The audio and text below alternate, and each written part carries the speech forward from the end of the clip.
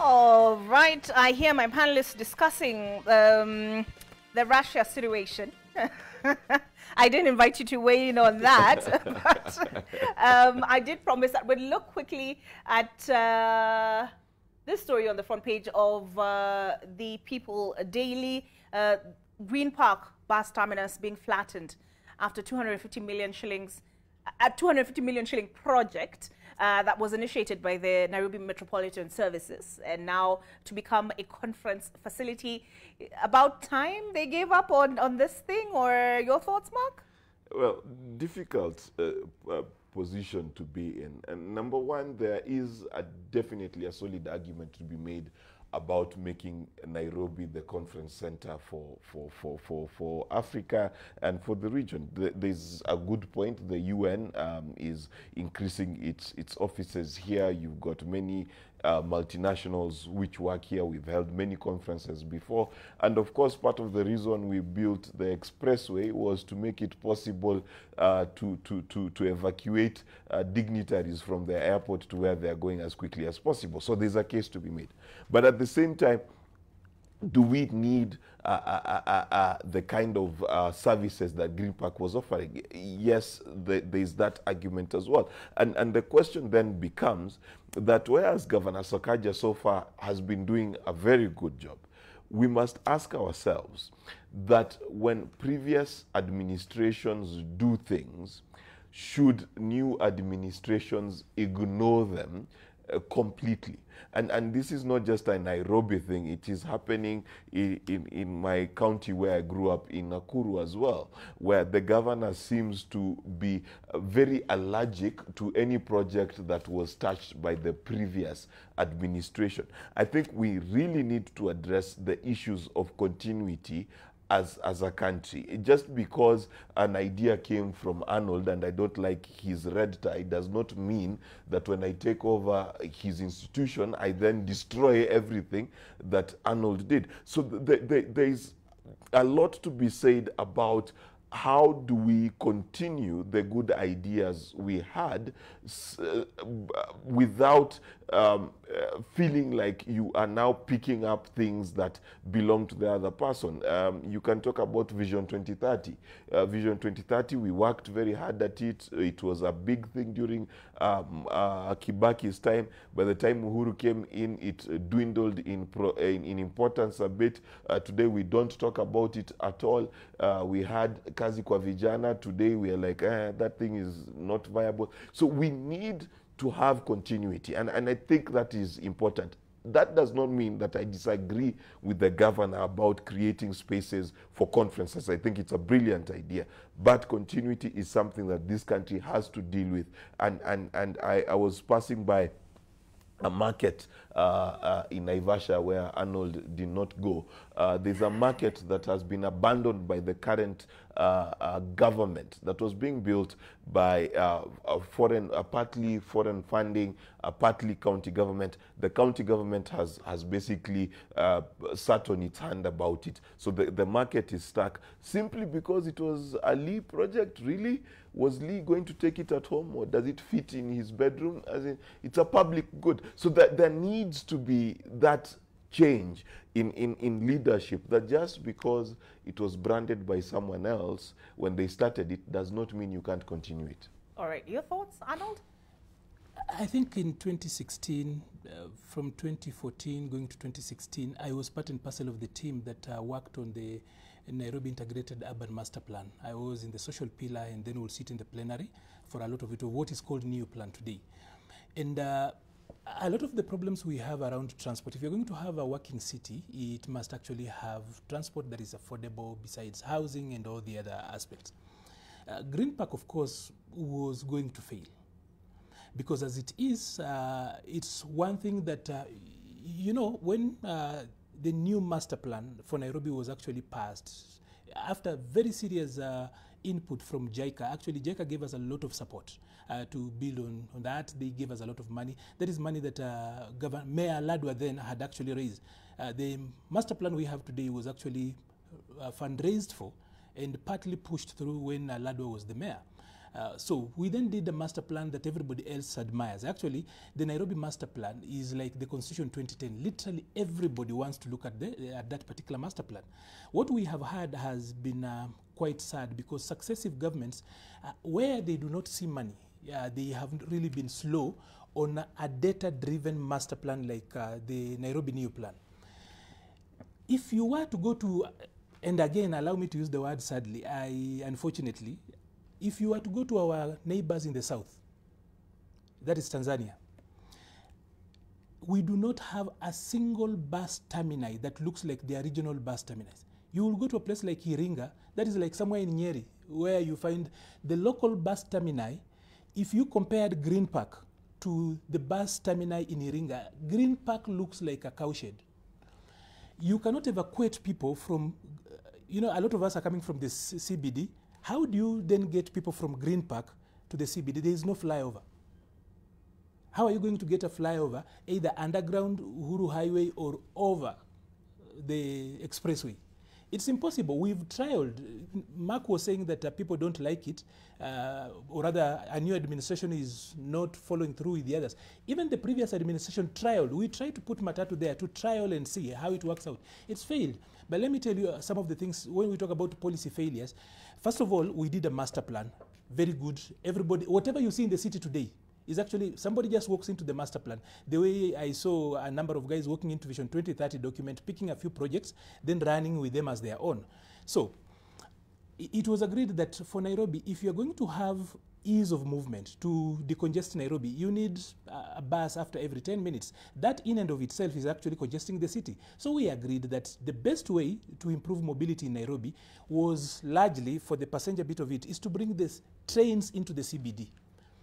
Then somebody actually gave us money. The Japanese gave us money, about 15 billion shillings, to do a light rail that gets into the city.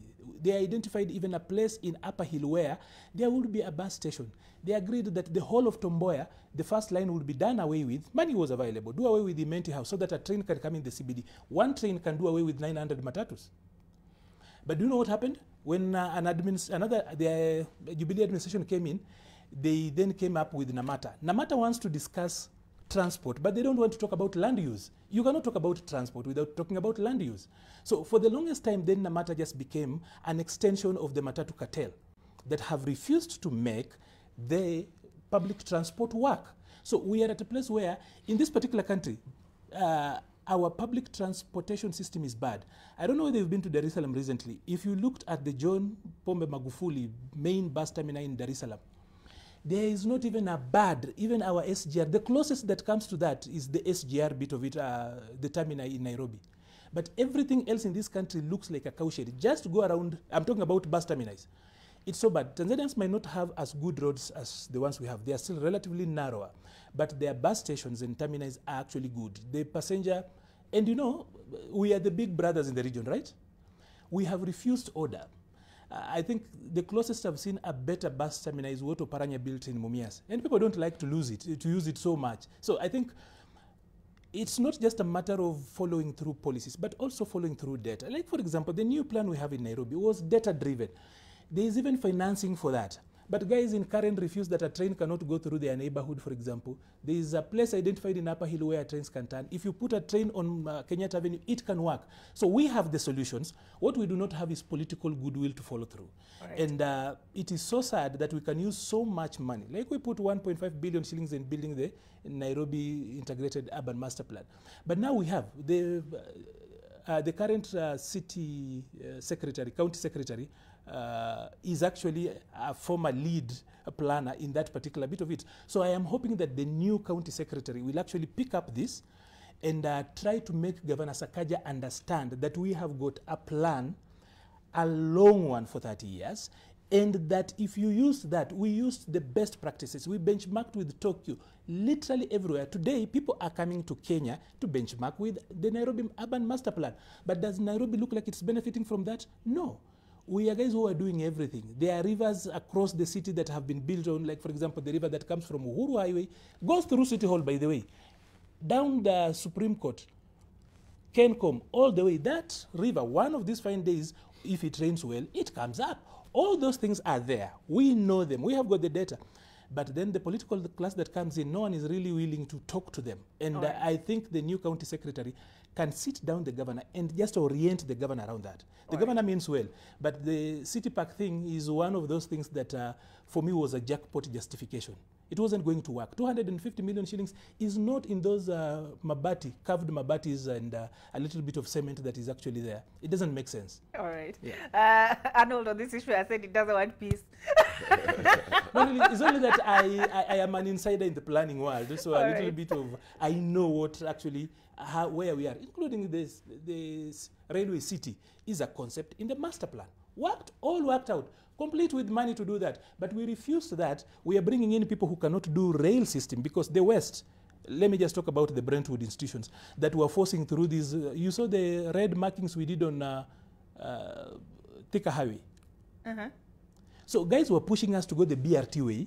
We had somebody willing to put in money for the MRT, the mass transit system, the light rail coming into the city. But we went the BRT way because it was quick money.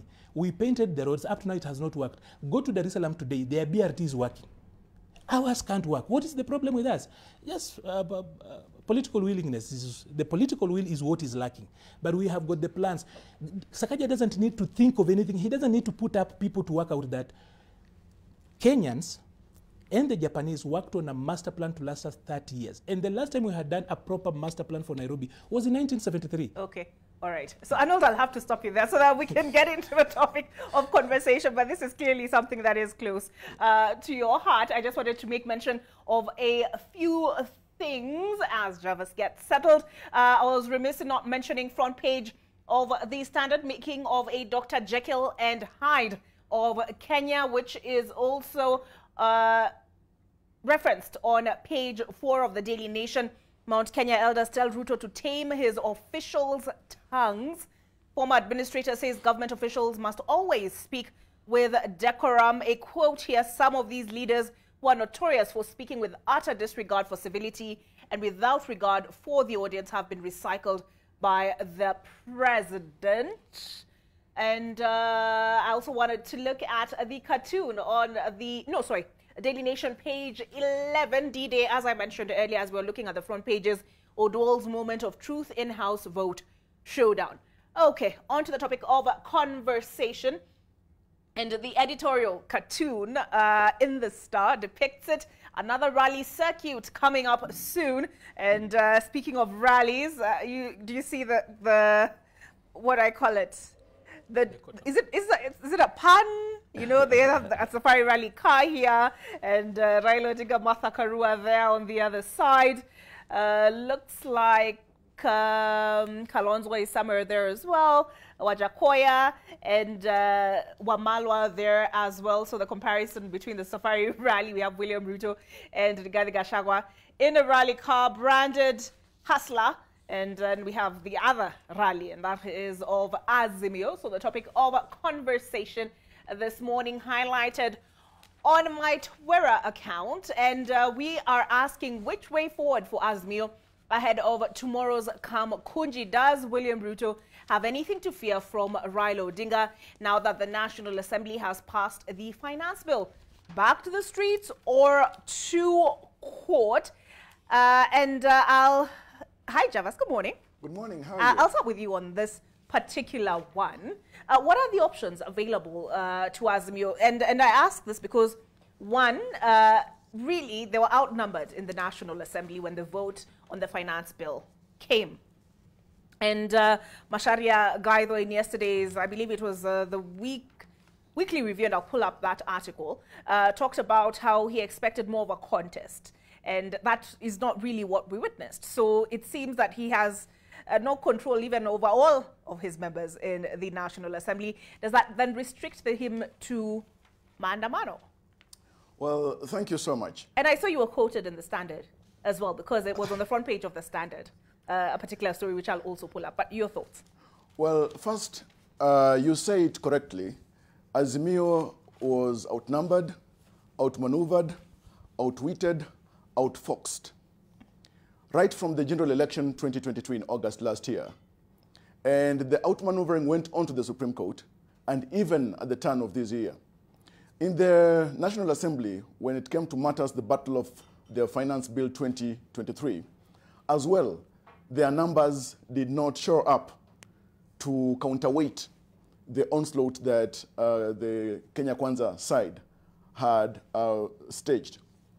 Now, as a matter of fact, Olive, when you look at even the preparation by the opposition toward matters, deliberations and voting on the finance bill, you would realize that there was a little more of just haranguing at the rooftops without critical strategy, without logical engagement and discussion on the part of Azimio, and hoping that the wailing would help them marshal and get the numbers. Now you see that even when it came to voting, Raila Odinga's side nearly lost a good number of legislators who voted in the National Assembly in favor of the finance bill. That tells you that Raila Odinga and Azimio did not engage in logical discourse with the legislators to make them see the point as to why they have taken the stance that they did. Now, when you examine Martha Karua's press statement in rotundity just recently with regard to the Tuesday public consultations, and there's nothing consultative about it anyway, you'd then realize that there is a clear lack of tact. Because I think the only aspiration and preparation that Azimio had was to go to the election. After election, Azimio has not had any particular plan. In fact, you'd realize that they're at sea. Now, when you look at the principles in Azimio, and even the statement by Martha Karua, in fact, it even brings me to the point of the Martha Karua effect, which itself turns out to be the most ineffectual of tacts and effects in the history of political strategy. You realize that they are not even rethinking their approach of engaging with the government, other than what I may call vindictiveness undercurrents of trying to counter or fight off the position of the Kenya Kwanza administration by the platitudinous rhetoric of a government that they are terming or framing as autocratic, and that is not so thorough on fighting graft. And so I think in terms of options, there is one thing that is clear to me.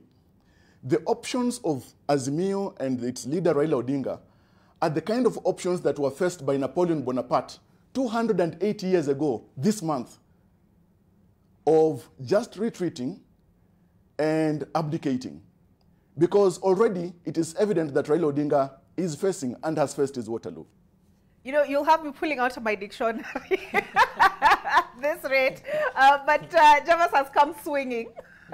Mark, he came ready for this particular debate, and I've pulled the article in which you were quoted on the Standard yesterday. Challenges arise on Raila political path amid Kenya Kwanza on slot. Talk of Raila's support base disintegrating thanks to a series of events that have unfolded since he lost the elections is rife. Raila's lack of a navigable plan immediately after last year's polls has been singled out as his greatest undoing.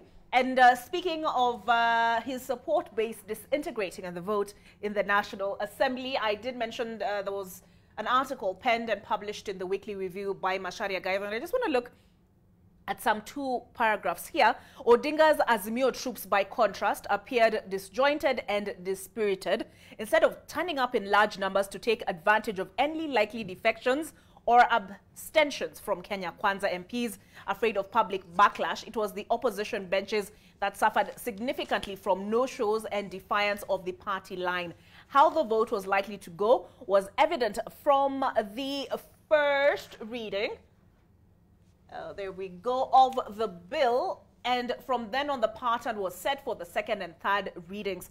By conclusion of debate and the final clause-by-clause votes on Wednesday, the outcome was a foregone conclusion. The opposition leadership in Parliament was resigned to resounding defeat and already signaling that they would seek recourse outside the House. Your thoughts, Mark? Well, I couldn't agree more with Macharia Gaithan, and this is the analytical view of it.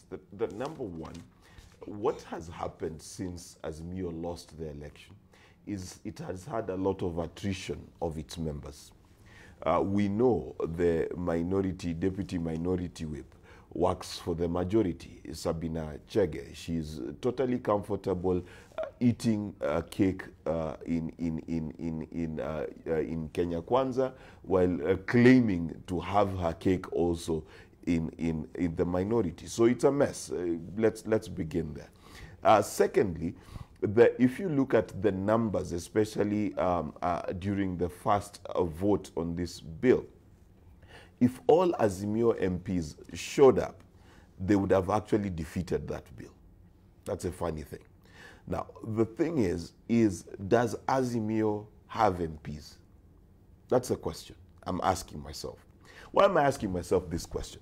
The number of MPs who've gone to pledge loyalty in the name of we are now working with the president, as though being an MP, you are supposed to work with who else? Who, you know, the fact that you are in parliament, you work with the president. But there's been this great show of basically lining up and kissing the ring that has happened to Azimio. So first and foremost, Azimio, in terms of its parliamentary numbers and its ability to maneuver within parliament, that is dead. And that brings me to my second point, that Raila Odinga, Martha Karua, and the rest have realized one thing, that it is from the people that they need a new mandate. Because among their political leadership, they have basically by droves moved into government. A lot of Azimio is in the majority.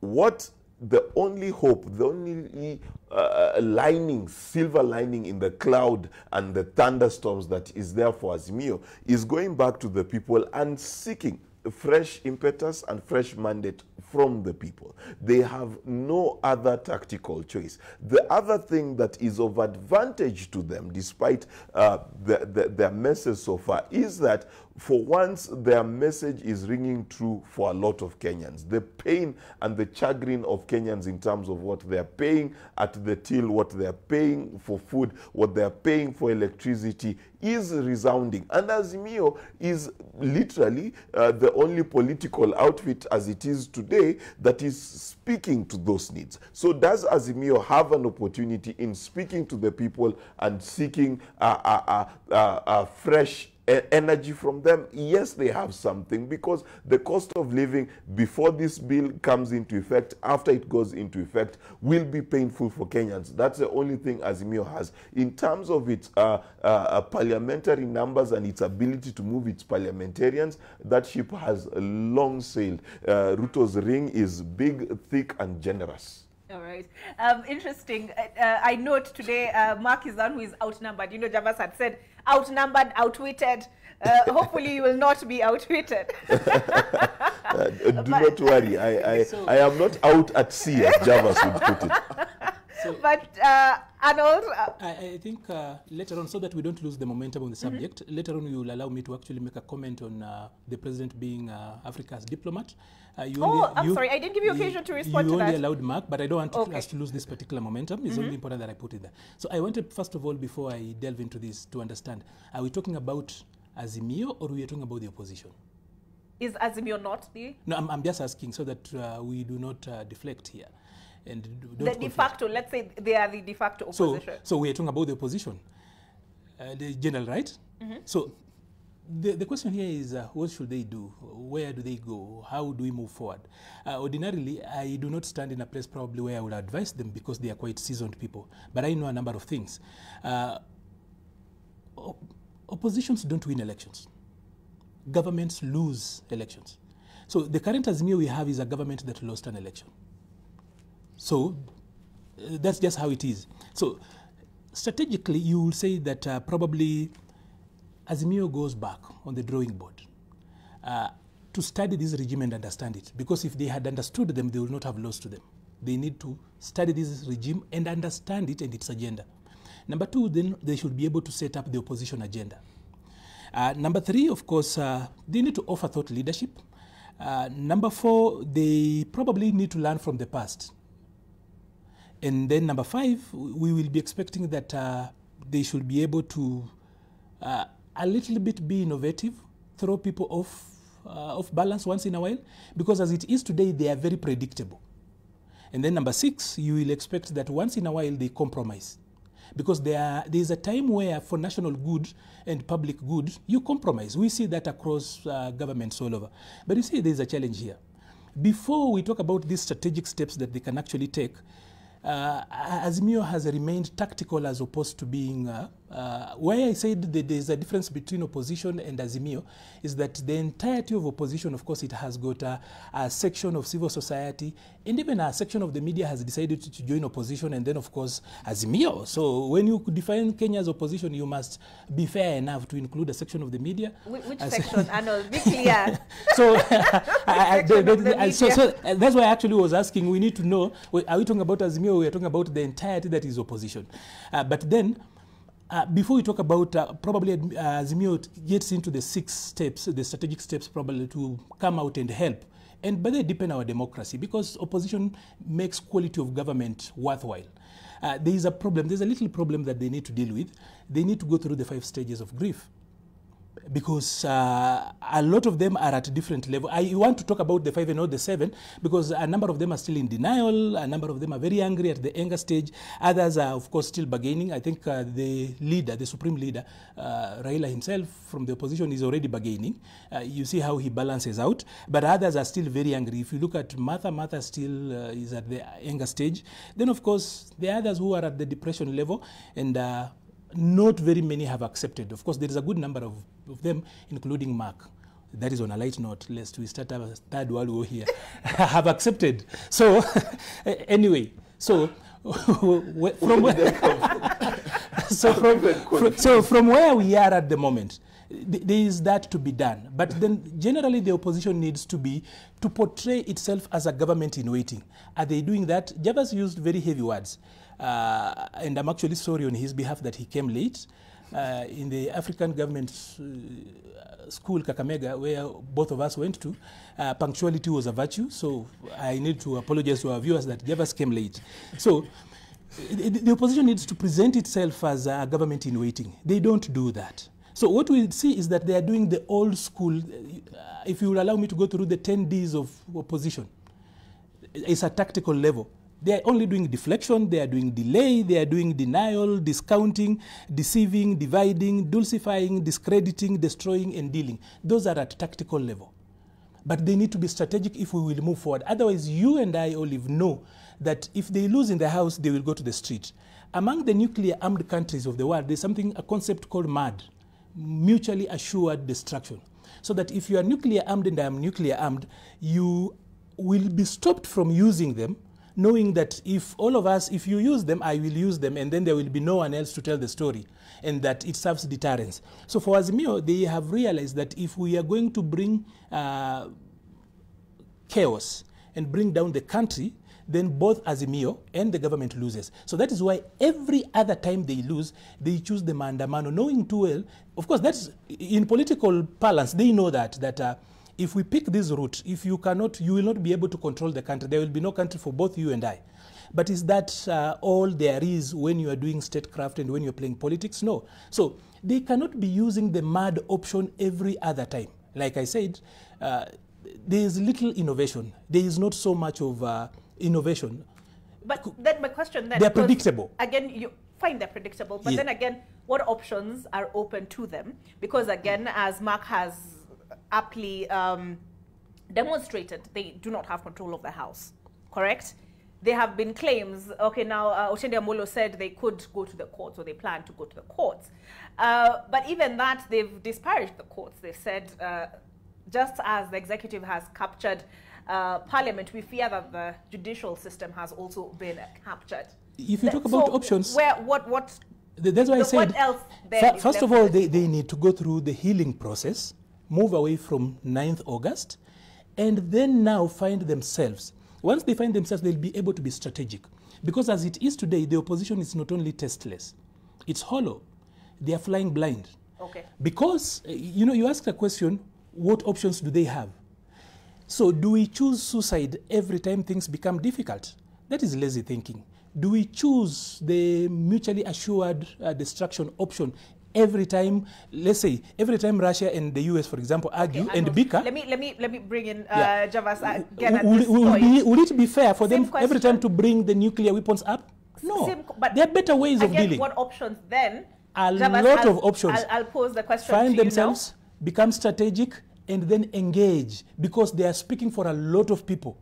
All right. Find themselves sounds very self-help. But you know, self-help also includes steps. It applies everywhere. Because we talked about steps of grieving and all of that. But Javas, what options then are left to them? Are their hands essentially tied?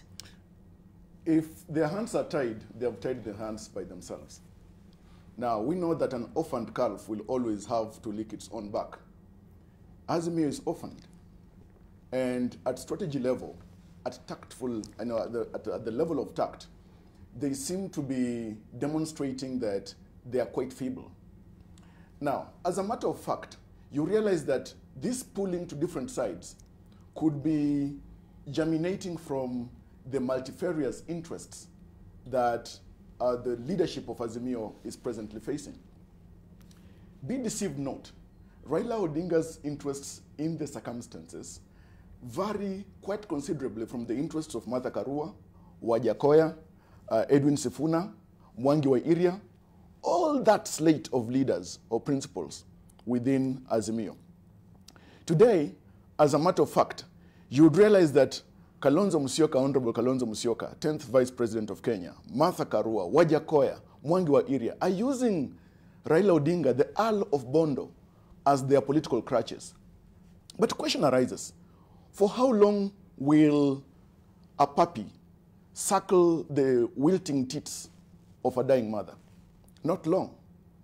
And so here you realize that in the absence of a Raila Odinga onslaught against the Kenya Kwanza regime, Martha Karua, Kalonzo Musyoka have no platform, have no voice, in fact have no vocal cords. Secondly, for Raila Odinga, he knows that at this sunset period in his political career, he has to do everything to remain politically relevant, lest he's written off. Recall that immediately after the election, Kalonzo Musyoka and others had begun writing Raila Odinga off, saying that they are now preparing themselves to take over, to inherit Raila Odinga's political bedrock. Raila Odinga did not permit them that.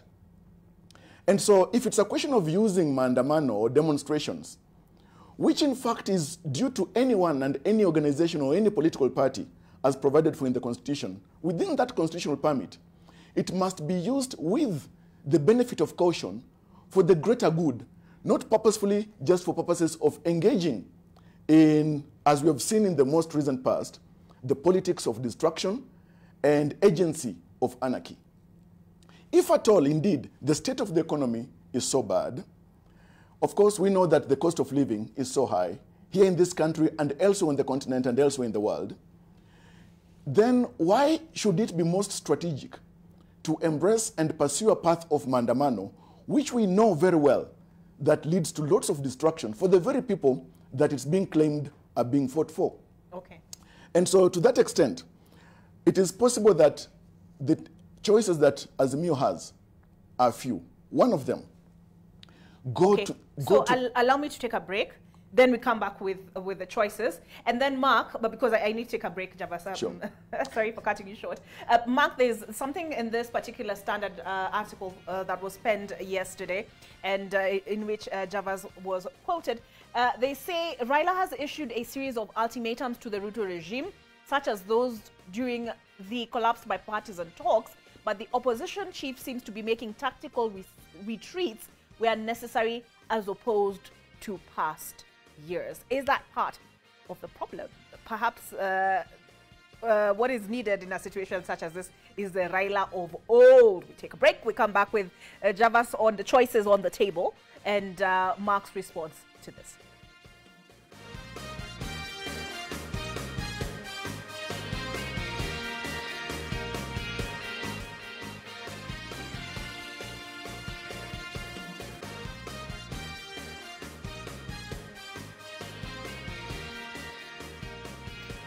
All right, welcome back to AM Live.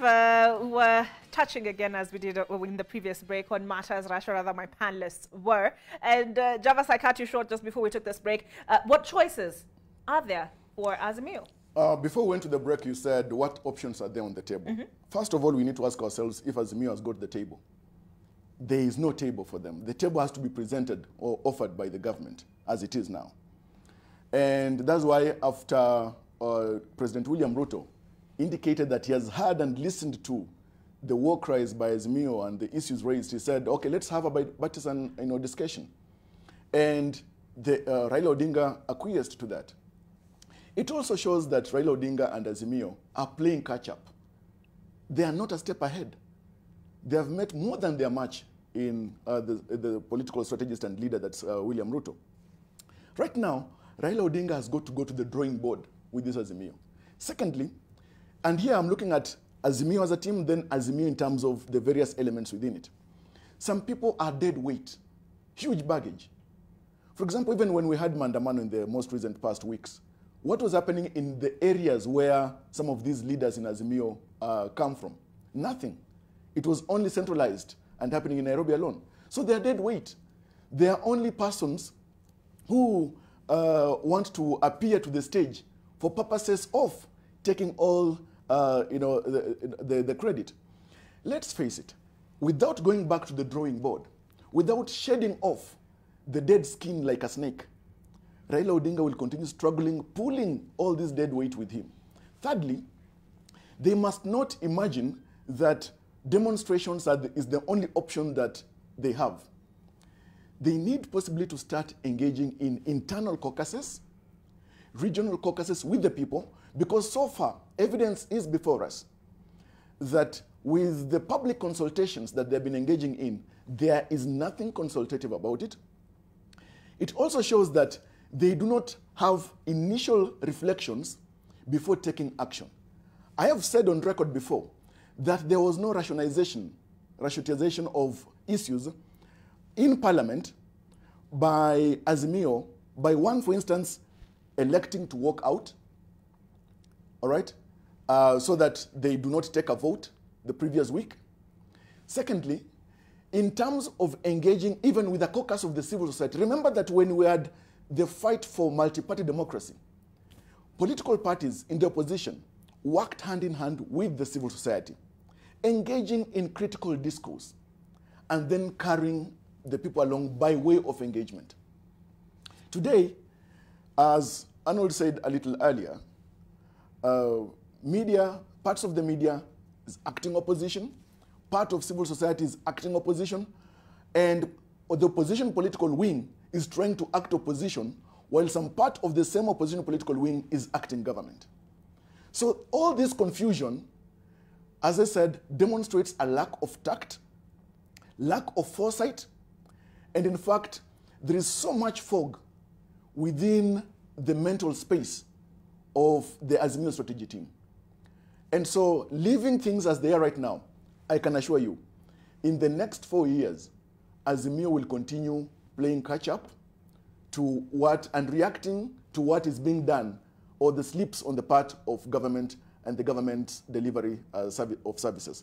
All right. And further, but let me invite Mark to come in at this point. Mark, what several things raised in this article, one I read out, with regard to Raila, it being said that Raila has made, let me just read it, Raila has issued a series of ultimatums to the Ruto regime, such as those during the collapse by partisan talks, but the opposition chief seems to be making tactical retreats where necessary as opposed to past years. The other difference they've highlighted in this particular article, they say the time it took for Raila to mobilize against the election results, that was with the whistleblower claims. They say when he lost to Mwai Kibaki, when he lost to Uhuru Kenyatta, immediately mobilized his supporters to contest the results. This was not the case this time. He went to South Africa in January, came back, and then now what gave this recent movement impetus was the quote whistleblower claims. And the other question they ask also is, so this Mandamano is to what end? Is it a lack of strategy? Let me first disabuse statements that my two colleagues have made. And as a practitioner practitioner of communication, I'm quite concerned. To be criticized is not to be rejected. To be critiqued is not to be attacked. The democratic exercise without the ability of people to express themselves freely is a failed experiment.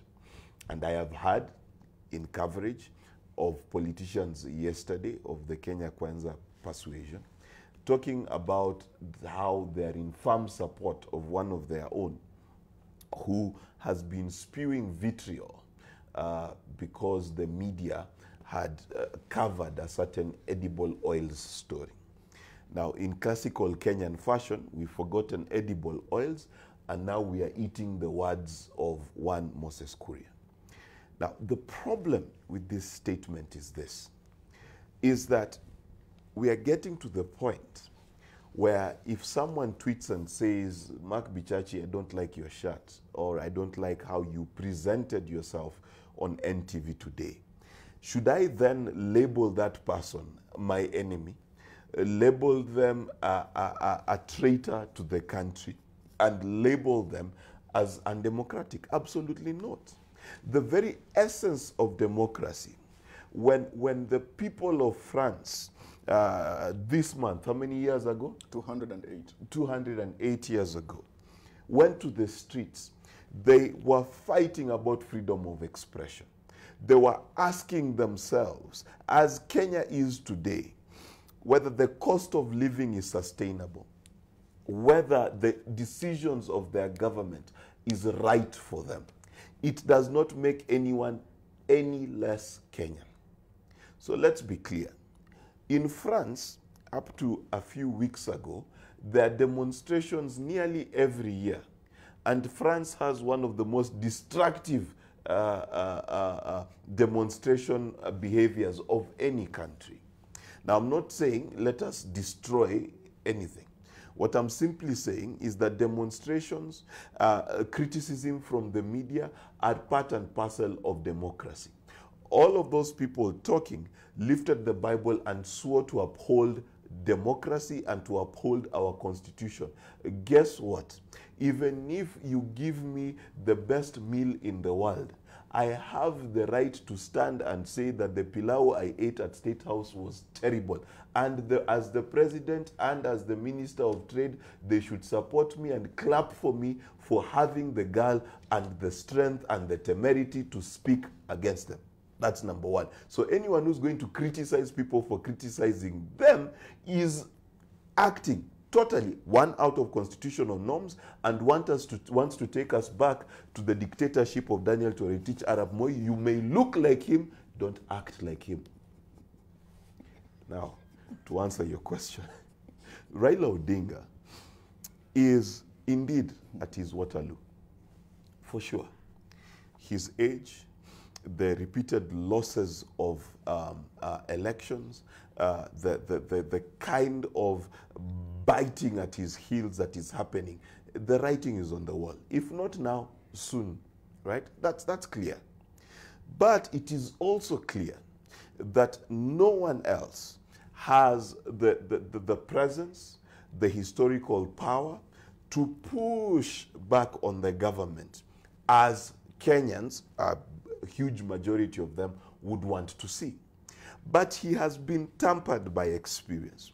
And I think he is pulling and pushing in the hope that he will not push maandamano to the point where Kenya is on the brink, but he will also not allow the government of the day to carry out an agenda which he himself, Raila Odinga, and many others feel is not going to be successful. For example, I have spent the entirety of yesterday trying to find an example of a country, both modern and historic, that has succeeded because it increased taxes as suddenly and by as much as we have. I have not met one. I have not seen a country that has suddenly seen a boom in its economic reality because it taxed its people. I've also not seen a government succeed by not handling the currency issue. The currency issue is a big deal. You order your goods at 130, they arrive at 137. When you are selling them to reorder, the dollar is at 146. It is unsustainable.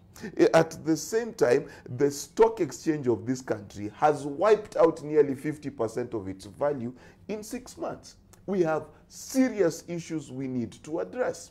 So the truth is that whether we like it or not, and I speak for many, many Kenyans, we are uncomfortable.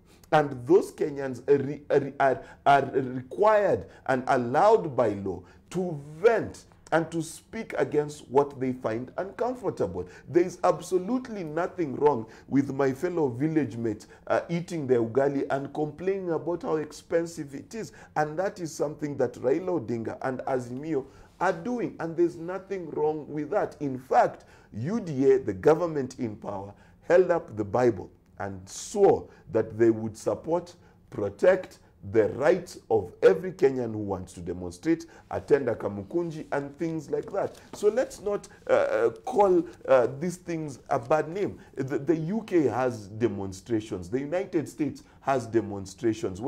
And interestingly enough, it is only when Raila Odinga calls for demonstrations that people complain. There was a demonstration in Kericho 3 weeks ago. No one complained. There was a demonstration by lawyers in Nairobi. No one complained. This victimization of Azimio, that if you speak against government, you are Azimio and you are therefore a lesser citizen, is a contravention of the Constitution and the rights of the people, and they should shut up. And number two, the media should be allowed to be as free as possible. And guess what? If you think the media has written a story that is wrong about you, don't call them opposition. They're doing what that estate does. Go to court, sue them. Don't come and insult them. Right. In fact, let me say this for the sake of my children so that they remember. Shame on every leader who's insulting the media using those words. All right. Arnold, if this indeed is the situation, and this is the editorial cartoon as was published in the Standard yesterday, an image of William Ruto here saying sorted, and we see the judiciary has been muzzled by a bag of what appears to be bag of money, civil society penniless because pockets are hanging out. The opposition, the opposition have what is this, a vuvuzela shoved in the mouth, and the media have effectively been gagged by what appears to be tape across the mouth. If this is indeed the situation, what options are left to the aggrieved, speaking more broadly? Well, unfortunately, this conversation is taking a twist that probably wasn't planned. But I don't know whether... But you started the twists when you said that. I'm saying it's taking... I'm not worried about it. I'm actually, like, as planned, as in we had what we wanted to look at when we came here. I don't know whether the Nation group still meets on Tuesday for the editorial meetings. But if they do, I would like to challenge them to also listen on the other side. Because communication, and Mark will tell you, is about two things. It's about listening as much as you're giving, right? So, I don't think that the people in government really come from some desert and do not know where we've come from. There are three things I know you can't take away from Kenyans today. They will actually cause a revolution. Number one is the journalistic freedom we have. That you can never take away. We already tested it, even before we got the new constitution when Kibaki gave it to us. And there's no going back on that. Doesn't matter.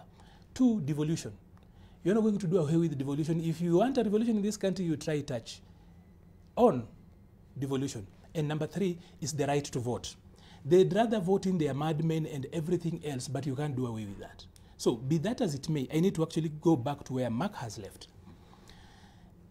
The people in government are raising questions that no one wants to listen to.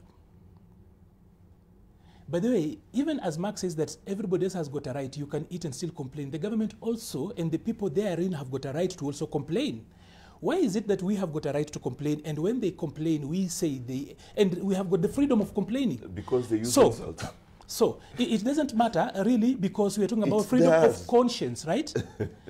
Because they also qualify things on this other side. You know, some of these things actually, we sentimentalize it. And once you sentimentalize that, it then becomes very elastic. Let me say this, that if the media, I was actually challenging NMG, for example, tomorrow, they actually commission an audit on media coverage a year to an election and a year after an election. And if they, in their opinion, objectively, regard the coverage of the media, they can do that as a media house for the whole sector. It doesn't matter, right? We do that. One person finances a research and we report it, right? Even agencies pick news and bring it to media houses and they report. You know, objectivity, sometimes you want to call it neutrality, whether you want to call it accuracy and fairness, that particular principle is a big thing. So we either have to get and say we have gotten to a level where we are like in the US, where the media can actually pick sides. But is our democracy ready for that?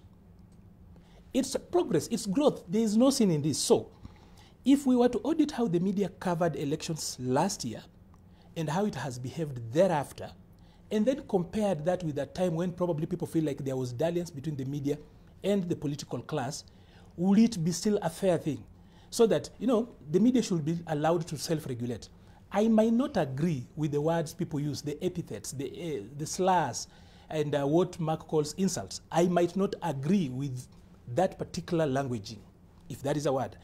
But I know there is a point they are saying, and they don't know how to communicate effectively, because in the first place, the very platform they are using is tilted. So, is Moses Kuria and the other people who are complaining saying something? Yes, they might not be saying it right, but they are saying something. Because if you audited... All right. Arnold, I really don't want to get into this. Yes, that's what I'm saying. Make this a debate about so I do not, Moses Kuria's statements. But my question to you was this. Yeah. If this is indeed the situation where the media is gagged, the opposition has effectively had its knees cut out from under them, the civil society is broke, the judiciary has been muzzled with what appears to be a gunia I was coming to that. Money. What I was doing... What then are the options? What I was laying was a foundation to then actually look at that particular cartoon and actually tell you that it's not representative of facts. It's not representative of truth. It also represents the same situation a part of us are complaining about. That has anyone muzzled the media? No, no one has muzzled the media, and no one, including the president, has got the power to muzzle the media. I have told you, if you try to muzzle the media in this country, you'll have a revolution. That is a fact, fair and square. You may not outright muzzle them, but then if you don't advertise with them, and the government that's why I asked you, like, for example, you have effectively cut them off at the knees. If there's something you guys call fair comment, right? If what the people in government, I've seen Dennis Itumbe and the others speak, what they are really complaining about, if you can actually audit, I would like the Media Council of Media... But if there was nothing to write about, if there were no scandals, if there was nothing to write about, if there were no questionable... That is not like for like. If there was nothing questionable going on, then they would have nothing to write about. Olive, just a moment. That's not what I'm saying. I'm actually raising this. You know, when the opposition, when government tells the opposition to move on, we tell them justice must be done, right? But then when the same government complains about how it was treated, we tell them you are now government, move on. These small things they are raising, we are talking about foundational issues. Every corruption scandal should be outed. Every wrong thing should be written about. What they are only asking is that if you are going to hunt with the hares, if you're going to hunt with the hounds, do not run with the hares. So you cannot be objective in one line and also partisan in the other. So it is in the way, it's a small tinge. That's why I'm saying, if fairly, Olive, you were to go back and just do this one thing. If you consider how the media has treated government when it was the opposition and where it is now today, and you consider that fair coverage, then you will actually consider where they are today to be fair to what they are doing. So let me finish by saying that that cartoon is a bad spin. No one has muzzled the media. As for civil society, we as a nation watched as the civil society was decimated in 2013 in the wake of ICC. We kept quiet then for 10 years. We now have come up and we are not looking at the destruction we did to civil society then. With the devolution coming in, a lot of civil society has gone to counties.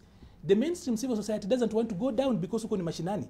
they also need to recreate themselves with the new constitutional order. So there are so many things that we conflate and mix them up. Finally, who really has muzzled the judiciary? You know, that is a serious claim, because just by adding a budget to the judiciary that has been crying about being underfunded does not mean that they have actually been muzzled. He has used example here. When the lawyers were in the streets, how many shops were closed? When the lawyers were in the streets, how many shops were looted? When the lawyers were in the streets, how many people were shot? None. When the people were demonstrating in Kericho, there was complaint, there was uproar, the things that were destroyed. So let's not conflate, let's not mix up these things. Right. This particular spin is a bad spin for democracy, because we want a balanced media. At least from where we are as a country, we need a balanced media. Secondly, we also need a functional opposition.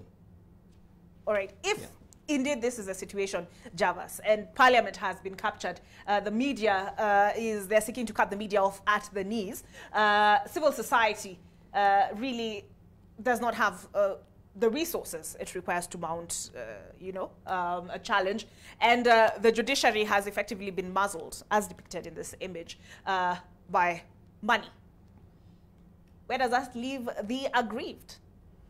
Well, the people are feeling the weight of a rock upon them because of the cost of living and related issues. And that is the avenue that Azimio wants to use to rejuvenate itself. Trouble is that with Azimio's position on issues that's not very strong, or having no strong hold on issues, is also exposing its underbelly. Let me ask, what is the position of Azimio on climate action in this country and in the region? As a substantive issue that's critical for this country now and in the region, they have not spoken a word, because you cannot be banging upon pans on the head on issues of climate change. What is the issue and what's the position of Azimio on the issue of managing public health in this country? None. Do you know that we do not even have a critical, official cancer center that's public in this country that can serve the 47 counties, or even, and you know health is a devolved function. What is the position of Azimio on cancer, the cancer menace in this country, as a critical health issue? None. What is the position of Azimio on matters of dealing with the challenge of pastoralism, as well as dealing with the issue of the semi-arid areas and the challenge of starvation and food shortage in this country? They have not said a word.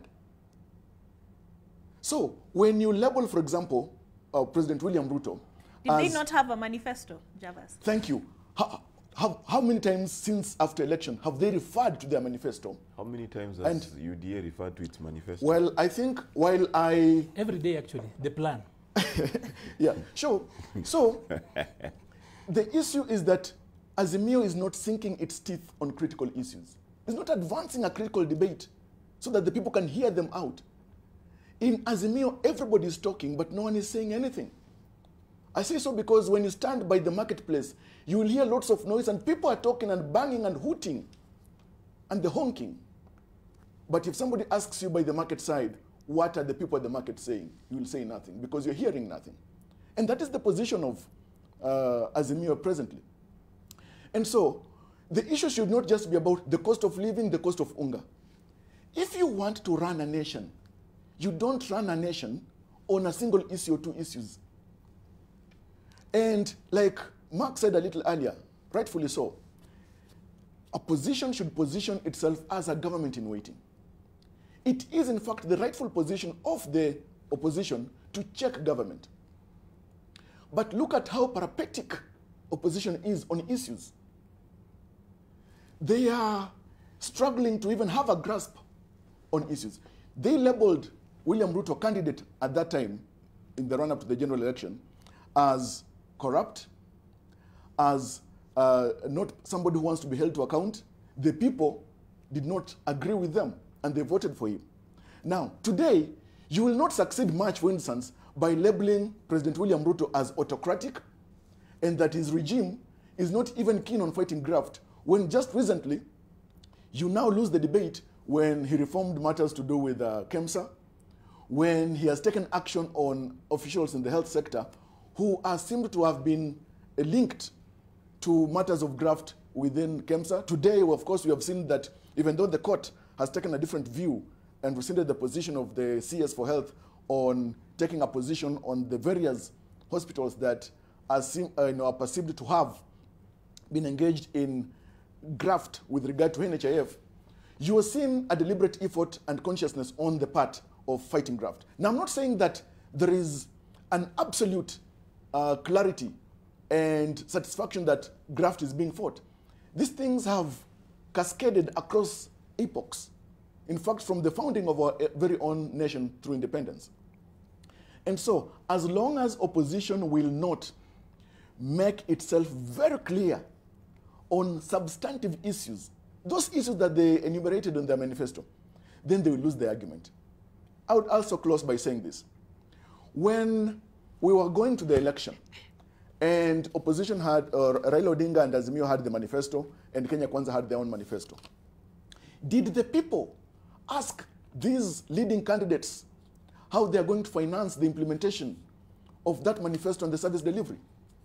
You cannot propose programs in a manifesto and fail to explain how to finance those projects because you're not going to use your personal finances to implement those projects. Okay. Government, of course, we know, gets its finances through revenue. And we know very well that we cannot anticipate to live well off if at all half or two-thirds of our budget is going to be financed through loans. All right. Mark, my final question for you this morning is this. Given Raila Odinga was unable to convert public dissent, should I call it dissent, or public opposition to aspects of the finance bill to actual votes on the floor of Parliament, now that it has passed, can he convert that public support into something substantive? Olive, you ask a critical question, and that question has two sides. That first and foremost, for a lot of Kenyans listening to us today, the economic pain of this particular situation is great and is real. Now, that is political fodder for any opposition leader. The question is, will Azimio, through Raila Odinga, be able to harness that sentiment into support and sustain that support for the 4 years necessary to win an election? And to do so in an environment where many are seeing the sunset of Raila Odinga's career. That is the key question. The key question really is not whether the political opportunity exists to take advantage of the economic chagrin that Kenyans find themselves. That opportunity exists. In fact, if the shoe was on the other foot, if William Ruto today was the one in minority, there would be no doubt in our minds of his ability to continually complain, wail, and do all the things that he's complaining people do that he did for 4 years. He's excellent at it. He did it so well. He did it so well. He is still doing it about Uhuru Kenyatta every time he talks about it. That's how good he is at it. Will Azimio, in the same position, be able to do what William Ruto did successfully against Uhuru Kenyatta for 4 years, and to do so in a transitory position? And this is now where the weakness of Azimio shows. Raila Odinga is a shining star among very tiny moons. Now, can these moons upgrade their light to reach the magnitude of Raila Odinga? That is the question. The question is no longer Raila Odinga. The question is Martha Karua. Can you do it? Kalonzo Musyoka, he's tied up Ukambani. Ukambani was a wiper zone. He did a very good job. Can he convert from Ukambani into Luo Nyanza, into the coast, into different areas, and become the enigma that Raila Odinga is. It is not a question of whether the political opportunity exists. It is a question, or does it have the human resource, the inheritability of the enigma that is Raila Odinga is what is in question. All right. So I need to end the conversation, gentlemen, at that point. With me, what you wanted to comment on Ruto and diplomacy? I'll invite you another day. We'll get into it. We've had in studio Jamas Vigambo, Mark Vichachi, Arnold Maliba, and we're asking the question: does William Ruto have anything to fear from Raila Odinga now that the National Assembly passed the finance bill? And what options then are available to Azimio, the de facto opposition? I will leave media out of it, Arnold. My name is Olive Burrows. Winnie Lubembe coming up next with